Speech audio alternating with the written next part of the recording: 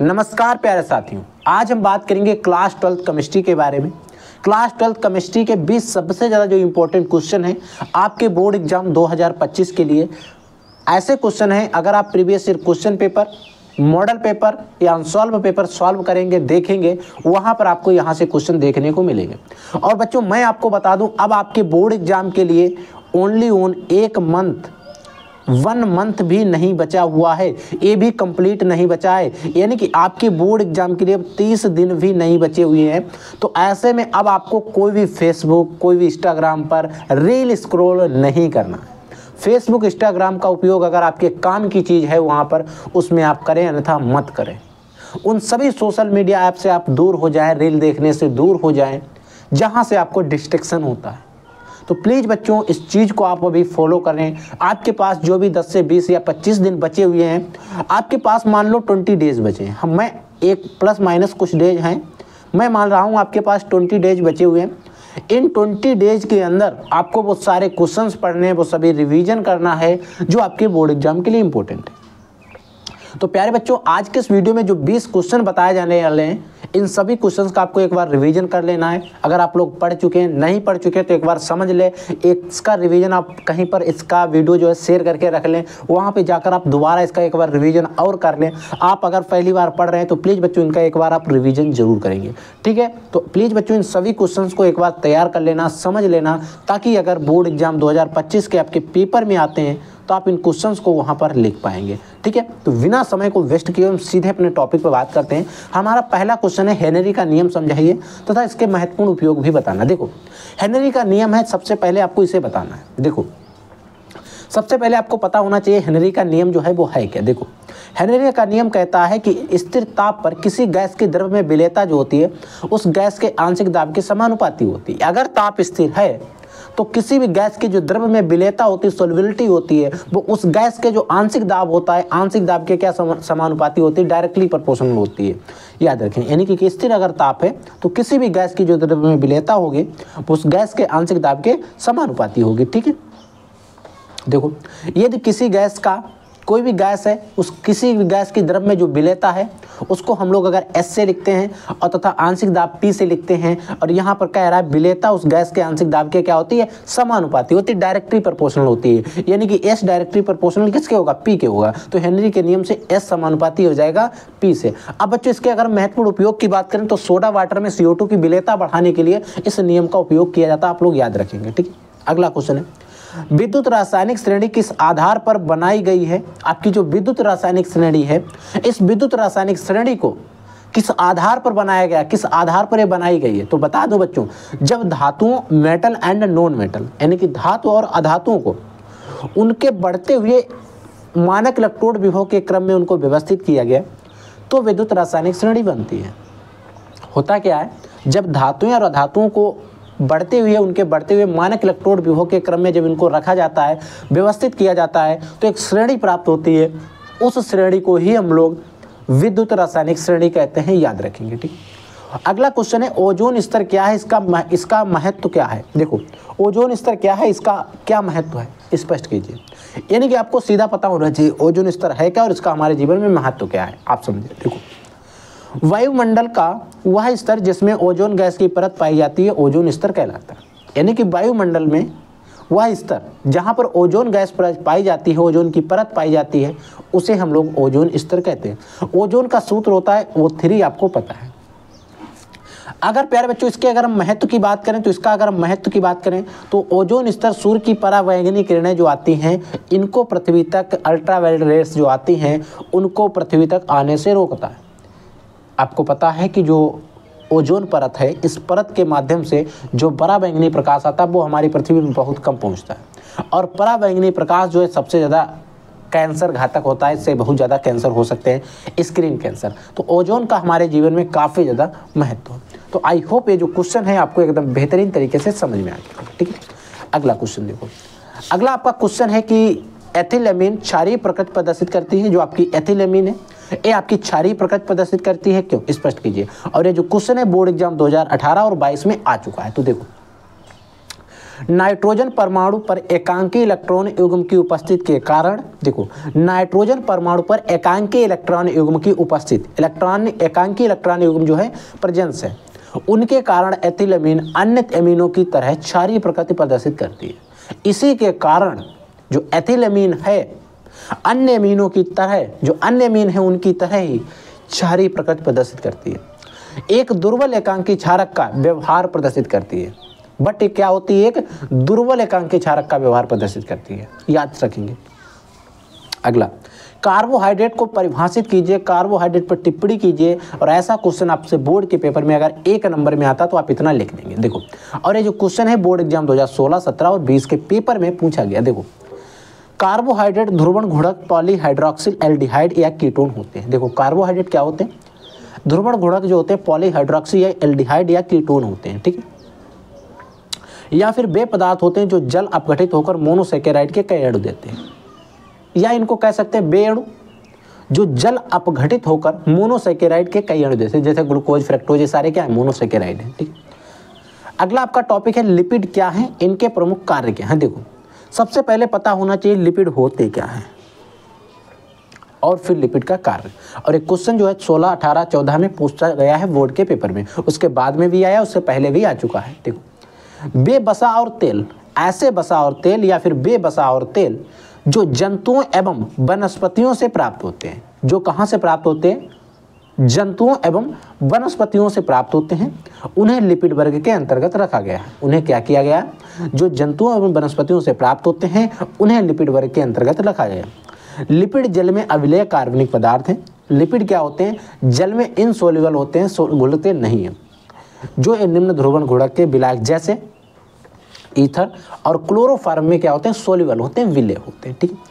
अगर हम लिपिड के कुछ महत्वपूर्ण प्रकार की बात करें तो बसा और तेल होते हैं, टार्पिन्स होते हैं, फास्फोलिपिड होते हैं, स्टेरॉइड भी होते हैं।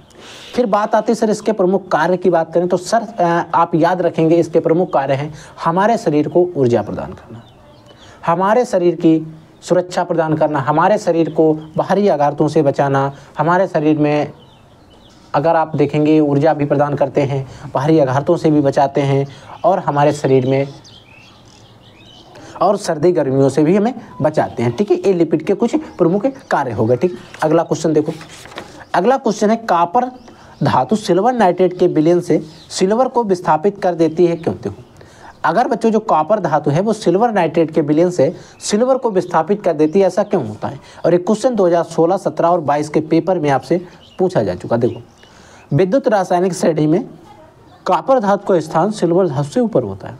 जो आपकी विद्युत रासायनिक श्रेणी है उस विद्युत रासायनिक श्रेणी के अंदर कॉपर धातु का जो स्थान है वो सिल्वर धातु से ऊपर है, जिसके कारण कॉपर धातु सिल्वर नाइट्रेट के विलयन से सिल्वर को विस्थापित कर देती है।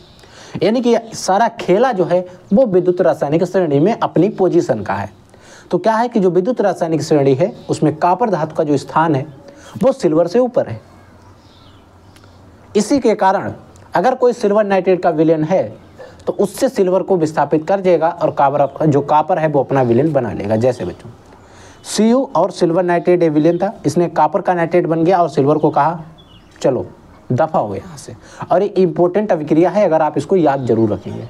देखो, जो अगला हमारा क्वेश्चन है कि कारण सहित स्पष्ट कीजिए He जो है, हीलियम जो है उत्कृष्ट गैसों में सबसे ज्यादा निष्क्रिय है, ऐसा क्यों हो। तो देखो, हीलियम उत्कृष्ट गैसों में सबसे ज़्यादा निष्क्रिय होता है क्योंकि इसमें कोषों की संख्या सबसे कम और आकर्षण बल सबसे अधिक होता है। देखो, हीलियम जो है उत्कृष्ट जो भी गैसेस हैं उनमें सबसे ज़्यादा निष्क्रिय होता है, इसलिए क्योंकि इसमें कोषों की संख्या सबसे ज़्यादा कम होती है और कोषों की संख्या कम होने के कारण इसमें आकर्षण बल का मान जो है वो काफ़ी ज़्यादा होता है, ठीक है। अगला क्वेश्चन देखो, अगला आपका क्वेश्चन है मोलरता तथा मोल अंश पर टिप्पणी कीजिए। देखो, आपको मोलरता या मोल अंश पर टिप्पणी करना है, दोनों पे करना है। और ये जो क्वेश्चन है अगर आप बोर्ड एग्जाम का मॉडल पेपर क्वेश्चन पेपर उठा के देखोगे वहाँ पर एक क्वेश्चन आपको काफ़ी बार देखने को मिलेंगे, और इन क्वेश्चन से रिलेटेड आपसे बोर्ड एग्जाम के पेपर में ऑब्जेक्टिव क्वेश्चन भी पूछे जाते हैं, यानी कि न्यूमेरिकल भी यहाँ से मिल सकते हैं, ऑब्जेक्टिव क्वेश्चन भी देखने को मिलते हैं। देखो, सबसे पहले हम बात करते हैं मोलरिटी की।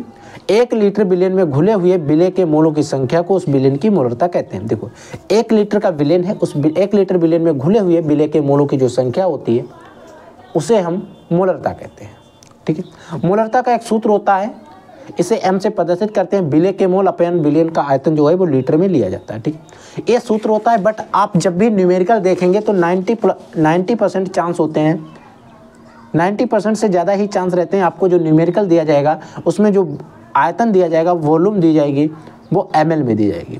और कई बच्चों को ml से लीटर में चेंज करने में प्रॉब्लम होती है। तो इस चीज़ का तोड़ जो है हम लोगों ने निकाल लिया है। अब हमने एक मोलरता का सूत्र एक अच्छे तरीके से हमने ml में ही डायरेक्ट पुट करने का बना दिया है। W इंटू में 1000 रहेगा, अपॉन में आपको m रखना, जो भी अणुभार दिया जाएगा विलेय का, अपॉन में v लिखा जाएगा, और v जो अब डायरेक्टली आपका ml में रहेगा, ऊपर 1000 जब है तो अब आप डायरेक्टली वैल्यू जो है ml में रख देंगे और आपको कोई चेंज नहीं करना है और इसको सॉल्व कर लेंगे, आपका आंसर आ जाएगा। तो मैं कहता हूं जब भी आपको वैल्यू ml में दी जाती है तो प्लीज़ बच्चों इस सूत्र का प्रयोग करें। किसी भी चेंज करने का कोई झंझट है नहीं, ना ही कोई ज़्यादा प्रॉब्लम है, हल्की सी कैलकुलेशन है, आप लोग करके इजीली से वैल्यू को फाइंड आउट कर लेंगे। तो इस सूत्र का ज़्यादा से ज़्यादा आप लोग प्रयोग करेंगे जब भी वैल्यू आपकी ml में दी जाती है, ठीक है।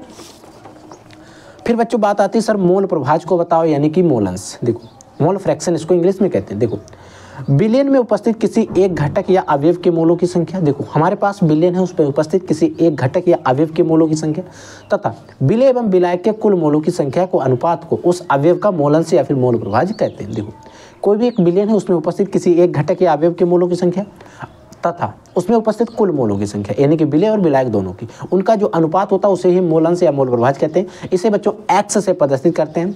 अगर विलेय के मोल प्रभाज हमें निकालने हैं तो x इज इक्वल टू क्या होगा, Na/N1 plus NB, Na plus NB हो जाएगा।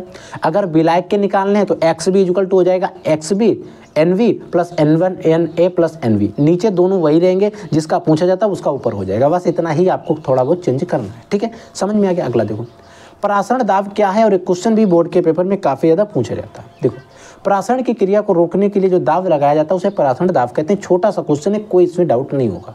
क्वेश्चन है बच्चों अक्रिय तत्वों की किन्हीं 3 विशेषताएं बताइए। जो आपके अक्रिय तत्व होते हैं इनकी आपको कोई 3 विशेषताएं बतानी। तो देखो सबसे पहले इन तत्वों के जो अष्टक होते हैं वो पूर्ण होते हैं, याद रख लेना चाहिए। ये क्रिया नहीं करते हैं, ये क्रियाशील नहीं होते क्योंकि इनके अष्टक पूर्ण हैं, इसीलिए क्रिया नहीं करते। इनकी इलेक्ट्रॉन बंधुता जो होती है वो शून्य होती, ना के बराबर होती है। ये इनकी 3 प्रमुख विशेषताएं हैं, आप याद रखेंगे। बोर्ड के पेपर में अगर आती हैं तो आप इजीली से इनको लिखाएंगे, ठीक है। सिद्ध कीजिए कि ग्लूकोज में 5 हाइड्रोक्सिल समूह उपस्थित होते हैं, यानी कि आपको सिद्ध करना है जो ग्लूकोज होता है उसमें 5 हाइड्रोक्सिल समूह जो है वो उपस्थित होते हैं। देखो जब ग्लूकोज की क्रिया PCl5 से होती है, जो ग्लूकोज है इसकी क्रिया PCl5 यानी कि फास्फोरस पेंटाक्लोराइड से होती है, तब ग्लूकोज में उपस्थित 5 OH समूह क्लोरीन के द्वारा विस्थापित हो जाते हैं। तो होता क्या है, ग्लूकोज में उपस्थित 5 OH जो समूह होते हैं वो क्लोरीन के द्वारा विस्थापित हो जाते हैं, अलग हो जाते हैं, जिससे यह सिद्ध होता है कि ग्लूकोज में 5 हाइड्रोक्सिल समूह उपस्थित होते हैं। जिससे सिद्ध हो जाता है कि ग्लूकोज में 5 हाइड्रोक्सिल समूह उपस्थित होते हैं, ठीक है। यानी कि जब ग्लूकोज की क्रिया PCl5 से कराते हैं तो ग्लूकोज में उपस्थित 5 OH समूह जो होते हैं वो क्लोरीन के द्वारा विस्थापित हो जाते हैं, जिससे सिद्ध होता है कि ग्लूकोज में 5 हाइड्रोक्सिल समूह उपस्थित होते हैं। जैसे रिएक्शन की अगर हम बात करें तो ग्लूकोज का सूत्र है, इसमें OH के 4 OH का होल ट्वाइज CHOH का होल ट्वाइज, यानी कि OH4 यहाँ पर हो गया, CH2OH होता है, एक ग्लूकोज का होता है। इसमें जब PCl5 की क्रिया कराएंगे तो जहाँ जहाँ OH है वहाँ पर Cl लग जाएगा और यहाँ पर 5 Cl की आवश्यकता पड़े, POCl3 और HCl जो है निकल जाता है। तो इससे सिद्ध हो जाता है कि ग्लूकोज जो है इसमें 5 हाइड्रोक्सिल समूह जो है वो उपस्थित होते हैं, ठीक है। आई होप समझ में आ गया होगा। अगला क्वेश्चन है पेप्टाइड बंध क्या है। देखो पता होना चाहिए पेप्टाइड बंध वे बंध होते हैं जो प्रोटीन के अणुओं के मध्य में उपस्थित होते हैं या फिर प्रोटीन के अणुओं को बांधे रखते हैं, पेप्टाइड बंध कहलाते हैं। यानी कि वे बंध जो प्रोटीन के अणुओं के मध्य में उपस्थित होते हैं, बीच में उपस्थित होते हैं और उनको क्या करते हैं, प्रोटीन के अणुओं को क्या करते हैं, बांधे रखते हैं, पेप्टाइड बंध कहलाते हैं, ठीक है। समझ में आ गया। छोटा सी डिफिनेशन है, 1 नंबर में ज़्यादातर बोर्ड के पेपर में पूछा जाता है। क्वथनांक में उन्नयन क्या है। देखो जब किसी विलेय को विलायक में घोला जाता है, कोई भी विलेय और विलायक जब मिलेंगे, जब घोलेंगे तो एक विलयन तैयार होगा, ठीक है। जब किसी विलेय को विलायक में घोला जाता है तो प्राप्त विलयन के क्वथनांक में, तो एक विलयन प्राप्त होगा तो उसके क्वथनांक में जो उन्नयन, यानी कि उन्नयन का डायरेक्ट मतलब होता है वृद्धि होती है, ठीक है। इसे क्वथनांक में उन्नयन कहते हैं। इसे डेल्टा T से हम लोग प्रदर्शित करते हैं। एक साधारण सी डिफिनेशन है, याद रखेंगे। परिशुद्ध अल्कोहल क्या है। वह अल्कोहल जिसमें 80 से 95% एथिल अल्कोहल उपस्थित होता है परिशुद्ध अल्कोहल कहलाता है। यानी कि ऐसा अल्कोहल जिसमें 80 से 95% एथिल अल्कोहल जो है वो प्रेजेंस होता है जो परिशुद्ध अल्कोहल कहलाता है। वहीं पर अगर हम बात करें पावर अल्कोहल की, तो पावर अल्कोहल क्या होता है, देखो पेट्रोल तथा एथिल अल्कोहल के मिश्रण को पावर अल्कोहल कहते हैं। यानी कि पेट्रोल और एथिल अल्कोहल का एक मिश्रण होता है, उस मिश्रण को ही हम लोग पावर अल्कोहल कहते हैं। ठीक है, पावर अल्कोहल में 80% पेट्रोल होता है। जो पावर अल्कोहल होता है उसमें 80% क्या होता है, आपका पेट्रोल रहता है तथा 20% एथिल अल्कोहल उपस्थित होता है। देखो 80% तो आपका पेट्रोल रहेगा और जो 20% बचेगा उसमें आपका एथिल अल्कोहल रहता है। याद रखेंगे, इंपॉर्टेंट क्वेश्चन है। ठीक है, समझ में आ गया। अगला देखो, अगला है प्रोटीन का विकृतीकरण। प्रोटीन का विकृतीकरण क्या होता है, देखो जब प्रोटीन के भौतिक एवं रासायनिक, जब प्रोटीन जो होता है उसके भौतिक एवं रासायनिक परिवर्तनों के कारण हाइड्रोजन आबंधों में अव्यवस्था उत्पन्न होती है। देखो जब आप प्रोटीन को गर्म करेंगे या उसमें कोई केमिकल मिला देंगे तो उसके जो हाइड्रोजन आबंध हैं, हाइड्रोजन बंध होते हैं, उनमें अव्यवस्था उत्पन्न हो जाती है। उस अव्यवस्था के कारण जिसके उसकी प्राकृतिक संरचना जो है उसकी भंग हो जाती है। ठीक है, तथा हेलिक्स जो होता है उसकी संरचना है हेलिक्स, वो अकुंडलित हो जाती है, कुंडलित नहीं रहती है। अतः प्रोटीन अपनी जैविक क्रिया खो देती है और इस घटना को प्रोटीन का विकृतीकरण कहते हैं। ठीक है, अगला क्वेश्चन है प्रासरण दाब क्या है। इसको शायद एक बार हम लोग पढ़ चुके हैं, तो एक बार और देख लो। वह न्यूनतम दाब जो परासरण की क्रिया को रोकने के लिए आवश्यक होता है परासरण दाब कहलाता है। ठीक है, याद रखेंगे, वह न्यूनतम दाब जो परासरण की क्रिया को रोकने के लिए आवश्यक होता है उसे हम लोग परासरण दाब कहते हैं। इसे बच्चों पी से प्रदर्शित करते हैं और इसकी जो इकाई होती है परासरण दाब जो मापा जाता है वो बच्चों आपको वायुमंडल में दिखाया जाता है। वायुमंडल में परासरण दाब को मापा जाता है। ठीक है, संक्रमण धातुएं सामान्यतः रंगीन यौगिक बनाती है, क्यों? जो संक्रमण धातुएं हैं वो ज्यादातर रंगीन यौगिक बनाती हैं, ऐसा क्यों होता है? देखो 20वां क्वेश्चन है, संक्रमण धातुएं सामान्यतः रंगीन यौगिक बनाती है क्योंकि इनमें अयुग्मित इलेक्ट्रॉन उपस्थित होते हैं। यानी कि जो भी संक्रमण धातुएं हैं वो सामान्यतः रंगीन यौगिक इसलिए बनाती हैं क्योंकि इनमें अयुग्मित इलेक्ट्रॉन जो हैं बच्चों प्रेजेंस होते हैं, उपस्थित होते हैं। ठीक है बच्चों, तो आई होप आज के इस वीडियो में जो भी आपको 20 क्वेश्चंस बताए गए इन सभी क्वेश्चंस को आपने अच्छे से समझ लिया होगा। ठीक है बच्चों, अगर कोई डाउट होता है, कोई क्वेश्चन होता है तो प्लीज़ बच्चों वीडियो के कमेंट सेक्शन में कमेंट करके आप हमसे जरूर पूछ लीजिएगा। ठीक है, तो आप लोग पढ़ते रहिए, आगे बढ़ते रहिए। कोई डाउट, कोई क्वेश्चन होता है तो आप डेफिनेटली हमसे पूछेंगे। हम मिलते हैं नेक्स्ट वीडियो में न्यू टॉपिक के साथ। तब तक के लिए जय हिंद, वंदे मातरम।